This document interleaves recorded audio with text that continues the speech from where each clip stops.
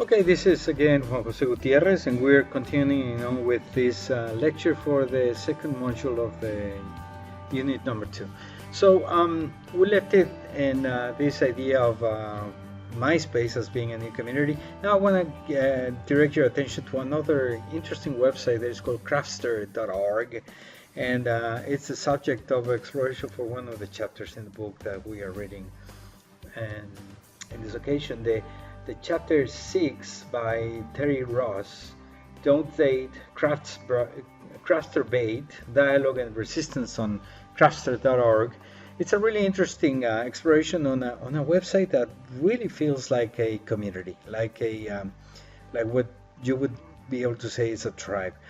I explained in my initial lecture for this Unit 2 that I had trepidations or reservations regarding the use of the concept of tribe for virtual communities, just because the concept of tribe has deep implications in terms of the biological makeup of humans. In other words, tribes have to do with kinship driven by biological proximity.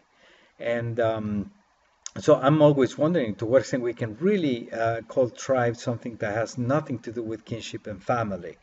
And in evolutionary theory and in the evolution of cultures, we've always defined tribe as an extended kinship-based group that has territoriality, language, culture, and identification, and coupled with some form of leadership within a realm that's quite horizontal. So that's the shaman. Can we talk about tribes proper? Well, the author of this article, Terry Ross, makes a compelling argument for a yes. So I'd like to introduce to your attention Craftsterorg in the voice of one of its members and participants. Hello, this is Chuck Smith, and I just wanted to show you one of my favorite craft business people, and it's the wonderful site called Craftster.org. Now, this site has got quite a bit of information. It's got the forum, it's got projects, it's got a blog, classifieds, picture hosting, a shop with a bunch of other things. And best of all, as you can see, it's got over 76,000 members, almost 77,000 members, which is huge. So you got to believe that there's a lot of brain power that's attached to this website. My favorite part of the website is the forum. So what I'm going to do is go right to the forum right now. And as you can see, it's a fairly standard forum. I'm already logged in. My username is CraftyBiz. And there's all kinds of different discussions, but the one that's most pertinent to people who want to start their own craft business is this, Craft Business Ventures. And as you can see, there's just tons and tons and tons of great posts, and you can get questions answered, all kinds of different topic areas for people who want to start their own craft business. General craft business discussions, craft fairs discussion, product and website opinions. So if you have a product, you can post a picture, see what people think of it, or if you've got a website, you can post a URL and see if people like your website. You can also go up and find some information about Etsy.com. Etsy.com is a really cool website that craft business owners can use to set up their own basically web shop. It's kind of like an eBay, but it's geared specifically towards craft businesses, and it's not an auction format. It's more of a shop format. And there's also a discussion about specific craft fairs. So if you've got a craft fair or in your area and you want to get some information about it, you can post a question up there and see if people can help you. So let me go into the crafty business discussion just to show you how much information is in there. And as you can see, right now there's over 59 pages of different topics. Web swap website links. That's just for your information. That's how people can increase their search engine rankings and get higher up in the search engines is by swapping links. Selling crafts on eBay's copyright info, using PayPal versus other shopping cards, consignment shops and distributors. There's just tons and tons and tons and tons of great information.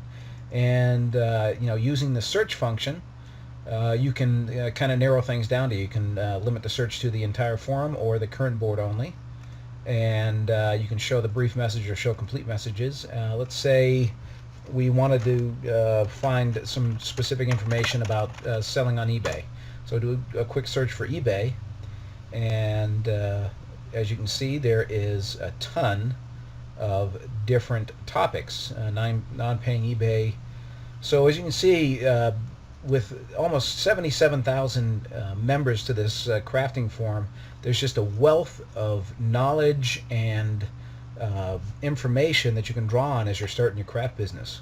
Now, I hope this helps you, and I recommend that you right away go up to craftsterorg and sign up for the forum and just kind of play around with it and see what's up there. I mean, there's just I'm just showing you one little section of the crafty business discussion, but there's all kinds of great information about making crafts and different craft patterns and different types of crafts. So there's all kinds of things that you can learn from this site, and I hope you enjoyed this little video tour.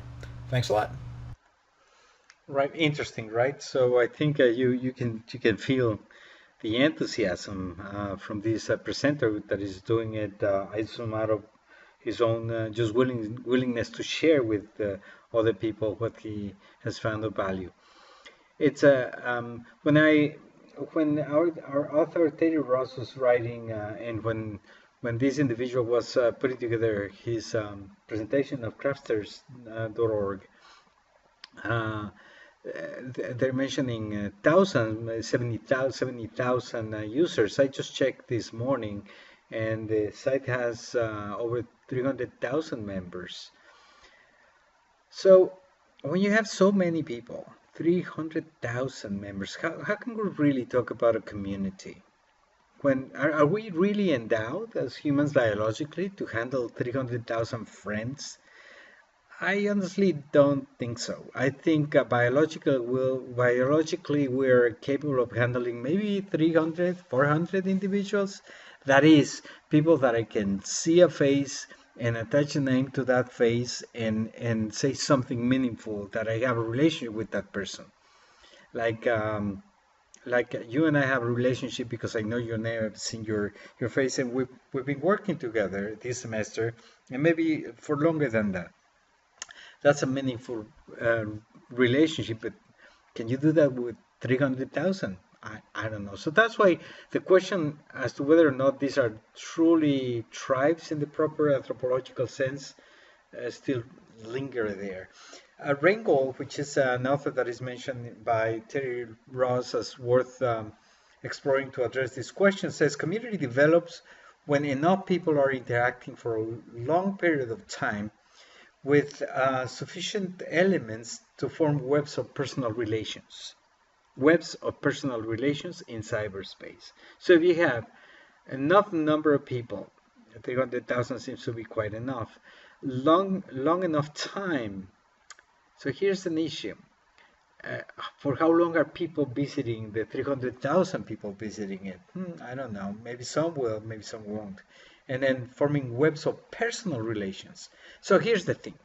I think within these large communities, there might be smaller groups of that actually can develop these meaningful relationships. So within the realm, you can find pockets that we can appropriately call electronic tribes in the anthropological sense. What I think is special in this presentation and in this article from Terry Ross is that the author actually presents a degree of conversation within the website that it's rarely seen online. And I suspect it's not all 300,000 individuals, but there's a core group of people that really come to get to know each other and depend on each other for the livelihood and maybe generate meaningful personal relationships. So there might be tribes within these larger so-called tribes. But here's the key for you. What do we have to have in order to have a community, a virtual community? Participation, commitment, and reciprocity in a long enough period of time. If you have that, you might be onto something and have a digital tribe. Let's move right along and talk about gaming tribalism, which is the other digital realm that it's a little bit of a hardship for me because I don't really understand it, and I have personal issues with gaming online or gaming not online, and it just that's my preference, my personal dislike for it. But I don't have to be in the right. That's my kids, and they just think that I'm old and grumpy. But the fact of the matter is that one of the largest arenas in the digital realm and more profitable ones is gaming. And gaming generates groups of people, communities of users that are, rightfully so, to be considered for studying. I, I'm not gonna play this clip because it's a long one, so I'm just gonna post it online for you to see. But in this clip, what I found interesting is that the person that is presenting it is just giving us clues as to how to get embedded in and involved in the gaming for this particular game. But he starts talking about elements of connection that I found fascinating as an anthropologist. I think what's what's interesting about these endeavors of gaming online is that they have the audacity to really play to us in terms that they can press some buttons that we have there, like primal buttons, primitive buttons of association that we all have, and then we click in, and then we feel compelled to continue. So I think they are onto something in terms of understanding our fundamental traits of tribalism in human nature.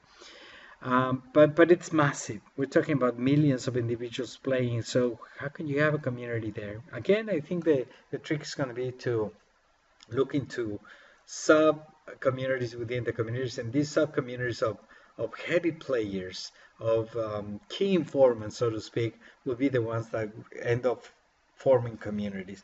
And you might understand this better than I if you've been playing Warcraft or any other game online for a long time. You get to know people, and some are just visiting, and some others are there, living there for 35 hours a week.